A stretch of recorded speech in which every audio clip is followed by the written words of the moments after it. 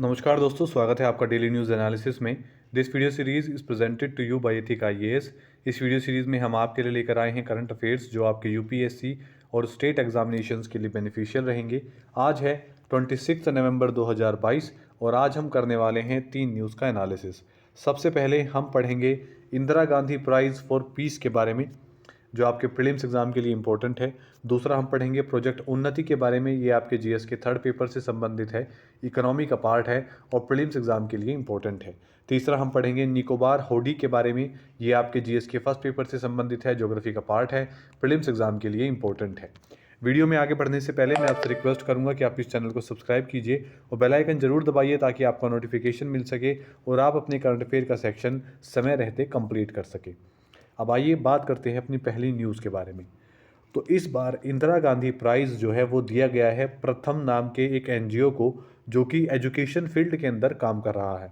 Indira Gandhi price, जिसे हम alternatively Indira Gandhi peace prize या फिर Indira Gandhi prize for piece, डिसआर्मामेंट and development के नाम से भी जानते हैं। ये एक प्रेस्टिजियस अवार्ड है जो Indira Gandhi memorial trust her 2 साल में एक बार देता है। इसका अवार्ड एक मॉनेटरी अवार्ड है 25 लाख रुपए का, जो एक साइटेशन के साथ दिया जाता है इंदिरा गांधी मेमोरियल ट्रस्ट के द्वारा इंडिविजुअल्स या फिर ऑर्गेनाइजेशंस को। ये हर 2 साल के अंदर ये अवार्ड हर साल दिया जाता है और इसके अंदर इस एनजीओ प्रथम के द्वारा हर 2 साल में एक बार एक annual status for education report जारी की जाती है। ये जारी की जा रही है 2005 से। जब हम प्रथम के बारे में जानते हैं तो प्रथम एक एनजीओ है जो एजुकेशन के फील्ड के अंदर काम कर रहा है।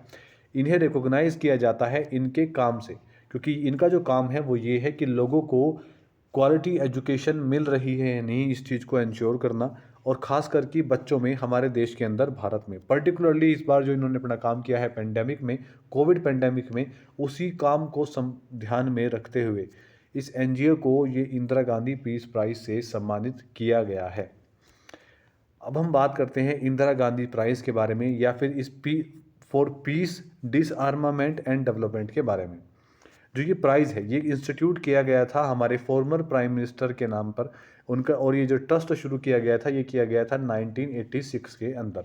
इसके अंदर एक मॉनेटरी अवार्ड है जो 25 लाख रुपए का है, एक साइटेशन के साथ ये दिया जाता है। ये दिया जाता है उन इंडिविजुअल्स या फिर ऑर्गेनाइजेशन को जो काम कर रहे हैं इंटरनेशनल पीस को इंश्योर करने के लिए या फिर इंटरनेशनल डेवलपमेंट को इंश्योर करने के लिए, या फिर उन लोगों को दिया जाता है जो कि ये इंश्योर कर रहे हैं कि जो साइंटिफिक डिस्कवरीज आज के समय की हो रही है, इनका इस्तेमाल आने वाले समय में फ्रीडम और बेटरमेंट, ह्यूमैनिटी के फ्रीडम और बेटरमेंट के लिए हो रहा है या नहीं, और इसी के साथ साथ एक इंटरनेशनल इकोनॉमिक ऑर्डर बेहतर रूप से इंश्योर किया जा रहा है या नहीं। ऐसे संस्थानों को, ऐसे इंडिविजुअल्स को जो इससे संबंधित काम कर रहे हैं, उन्हें इस अवार्ड से सम्मानित किया जाता है। अब हम बात करते हैं अपनी दूसरी न्यूज़ के बारे में। तो मनरेगा सेंटर ने स्टेट्स को ब्लेम किया है कि मनरेगा की ट्रेनिंग के अंदर जितने लोगों को स्किल ट्रेनिंग मिलनी चाहिए थी उतनी नहीं मिली है, और उसका कारण सेंटर ने बताया है स्टेट को।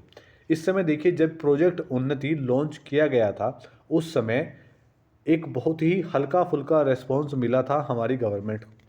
जो हमारे यूनियन रूरल डेवलपमेंट मिनिस्टर हैं वो ये चाहते हैं कि आने वाले फिस्कल ईयर के बजट में जो स्टेट्स हैं उनकी परफॉर्मेंसेस को इस प्रोजेक्ट के अंदर इंक्लूड किया जाए, क्योंकि इस बार जो रेस्पॉन्स है वो बहुत ज़्यादा हल्का देखा गया है।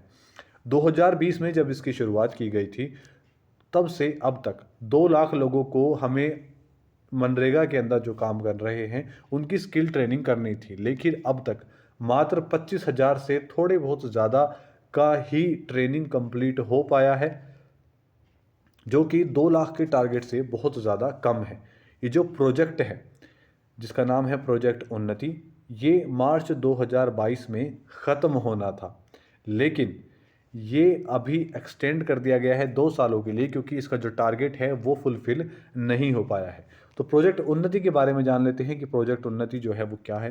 प्रोजेक्ट उन्नति इसलिए चलाया गया था क्योंकि ये मनरेगा वर्कर्स की जो स्किल्स है उसको बढ़ाना चाहते थे, अपग्रेड करना चाहते थे, ताकि जो उनके लाइवलीहुड की संभावनाएं हैं वो बढ़ सके और वो अपने करंट के पार्शियल एम्प्लॉयमेंट से एक फुल एम्प्लॉयमेंट की स्टेज में जा सके, जिससे उनका मनरेगा स्कीम से जो डिपेंडेंस है वो भी घटे और वो खुद में सक्षम हो सकें बाहर भी काम ढूंढने के लिए।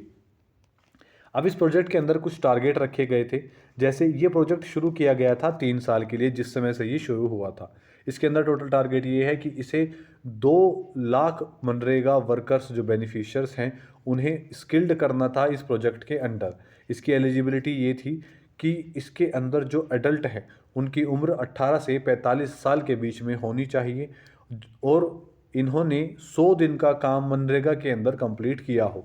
इसी के साथ साथ दीनदयाल उपाध्याय ग्रामीण कौशल योजना के तहत जो लोग 18 से 35 साल की उम्र के अंदर इस दीनदयाल उपाध्याय ग्रामीण कौशल योजना के अंदर एलिजिबल हैं, वो भी इसके एलिजिबिलिटी क्राइटेरिया के अंदर आते हैं। जो आरसेती का मतलब है ग्रामीण स्वरोजगार प्रशिक्षण संस्थान, और जो कृषि विज्ञान केंद्र के अंदरूप आते हैं, उस ग्रुप में आने वाले 18 से 45 साल की उम्र के जो लोग हैं वो इसके अंदर एलिजिबल थे स्किल्स जनरेट करने के लिए या स्किल्स के लिए ट्रेनिंग लेने के लिए। अब इसके क्या बेनिफिट्स हैं?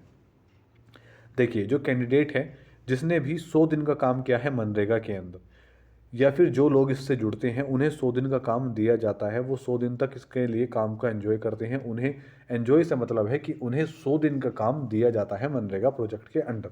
जो कैंडिडेट हैं उन्हें 100 दिन का ही पैसे दिए जाते हैं। मैक्सिमम पीरियड इसके अंदर 100 दिन रहता है, और अगर उन्होंने अटेंड किया है अपने जो कोर्स उन्हें दिया जा रहा है स्किल डेवलपमेंट के लिए, 75% क्लासेस अगर उन्होंने अटेंड की है तभी उन्हें ये स्टाइपेंड दिया जाता है।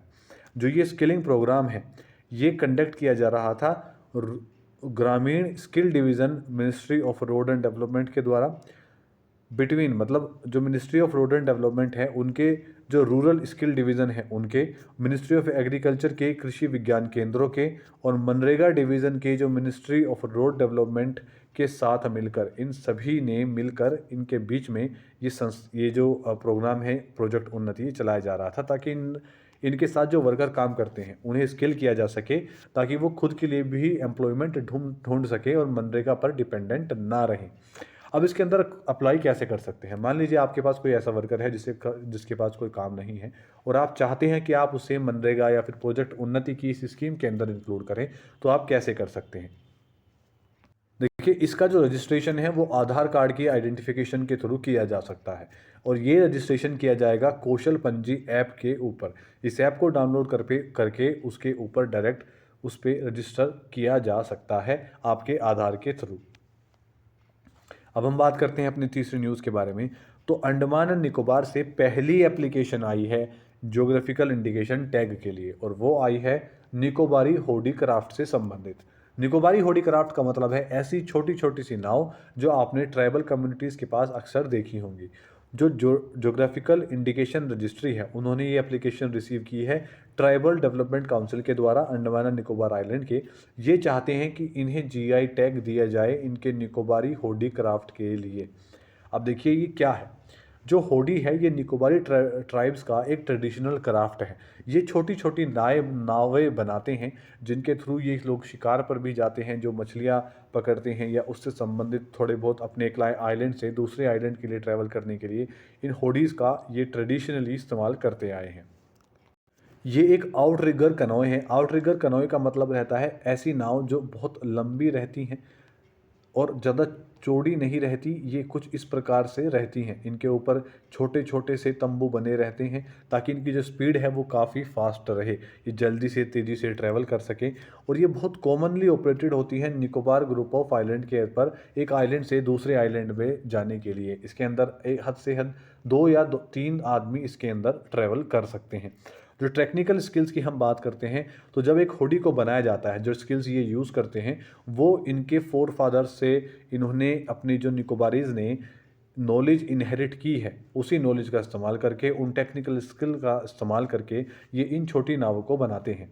ये जो हुडी है, अगर आप एक आइलैंड से दूसरे आइलैंड में जाते हैं तो हर आइलैंड में एक छोटा बदलाव उनकी टेक्नोलॉजी के अंदर, हुडी को बनाने का तरीका वो अलग अलग देखा जा सकता है। अगर देखिए जो ये होडीज़ बनाई जाती हैं, या तो ये वहाँ की जो लोकल अवेलेबल ट्रीज़ हैं उन्हीं से बनाई जाती है, या फिर आसपास के जो आइलैंड है वहाँ से कुछ पेड़ या फिर इस तरीके के जो डिज़ाइन के अंदर जिन चीज़ों की ज़रूरत है वो वहाँ से उन आइलैंड से ले ली जाती है। और हर आइलैंड के डिज़ाइन के अंदर स्लाइट चेंजेस देखे जा सकते हैं। अब ये आपके एग्ज़ाम पॉइंट ऑफ व्यू से कैसे इंपॉर्टेंट है, अब क्योंकि ये आपके न्यूज़ में अभी आई है तो आपसे जो निकोबारी ट्राइब है इससे संबंधित भी सवाल पूछा जा सकता है। जीआई टैग से संबंधित आपसे सवाल पूछा जा सकता है कि रिसेंटली किन आइडेंटिफिकेशंस को जीआई टैग दिया गया है, अंडमान निकोबार से संबंधित किसे जीआई टैग दिया गया है, या किस क्राफ्ट के लिए पहली बार अंडमान एंड निकोबार से जो एप्लीकेशन आई है वो किस क्राफ्ट के लिए आई है। सिमिलरली जो न्यूज़ आज हमने पढ़ी है, अगर हम ये देखें कि किस से क्या क्वेश्चन बन सकते हैं, तो देखिए प्रोजेक्ट उन्नति से क्वेश्चन पूछा जा सकता है कि ये कब शुरू किया गया था, तो ये 2020 में शुरू किया गया था। अब इसके अंदर पूछा जा सकता है आपसे टारगेट कि आपका कितना टारगेट रहा, इन्होंने रखा था कितना टारगेट 2022 तक कंप्लीट हुआ है, मार्च 2022 तक जब ये ख़त्म होना है। इसी के साथ साथ आपसे प्रोजेक्ट उन्नति में के अंदर एलिजिबिलिटी क्राइटेरिया पूछा जा सकता है। ये एलिजिबिलिटी क्राइटेरिया पूछने जाने के चांसेस जो हैं वो बहुत ज़्यादा कम हैं, लेकिन स्टार्टिंग ईयर पूछा जा सकता है, कंप्लीशन ईयर पूछा जा सकता है। आपसे जैसे इंदिरा गांधी पीस प्राइज़ है, ये पूछा जा सकता है कि जो एनजीए प्रथम को ये अवार्ड दिया गया है ये कब इन्होंने ये बाइएनियली पब्लिश, ये जो रिपोर्ट है ये इन्होंने कब पब्लिश करनी शुरू की थी, इसके अंदर कितना प्राइज़ दिया जाता है मॉनेटरी बेसिस पर, क्या इसके साथ एक साइटेशन दी जाती है या नहीं दी जाती है, ये जो प्रथम है ये किस फील्ड से संबंधित है, ये एजुकेशन की फील्ड से संबंधित है। इस अवार्ड के बारे में भी पूछा जा सकता है कि ये जो अवार्ड है इसे कौन देता है, गांधी मेमोरियल ट्रस्ट देता है, इस अवार्ड को हम किस और नाम से जानते हैं। तो इस तरीके के सवाल आपसे पूछे जा सकते हैं। इसके अंदर खास तौर से आपके लिए इम्पोर्टेंट है एनजीओ प्रथम, इसके बारे में आपको जानकारी ज़रूर होनी चाहिए। तो आज के लिए सिर्फ इतना ही। वीडियो आपको कैसी लगी इसके बारे में कमेंट डाउन ज़रूर कीजिएगा। वीडियो को लाइक कीजिए, शेयर कीजिए, चैनल को सब्सक्राइब कीजिए। अगर आपके कोई डाउट हैं या आप चाहते हैं कि किसी भी टॉपिक से संबंधित आपके लिए वीडियो बनाई जाए जिससे आपके डाउट्स क्लियर हो सके, आपका टॉपिक क्लियर हो सके, तो वो भी आप हमें कमेंट्स में लिखकर बता सकते हैं। धन्यवाद।